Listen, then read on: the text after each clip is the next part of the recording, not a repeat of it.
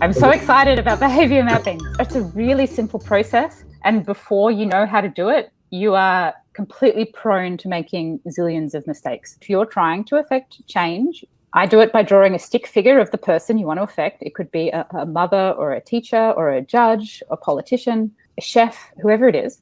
And then you just map out what their day is going to be like and how they were going to come into contact with your project and the change they're going to make. I wake up at 7 o'clock in the morning, I make breakfast, I take my kid to school, and then you map out what is the action you want them to take. So you're completely focused on the action and then the measurable result you'll get from that action. So the action can be, we want people to purchase an electric car. When you've got a behavior map, that becomes the skeleton of your social change campaign, because you're like, okay, we want to get everybody to do this action. So instead of you thinking like, oh, let's do a documentary, let's write a book, maybe we should do a protest, and you're coming up with this causality issue, when you do a behavior map, you're like, okay, the only thing that matters is driving this behavior. You can get very sharp, very ruthless about making sure your project makes people do that thing. And if it's not making people do that thing, you don't do it.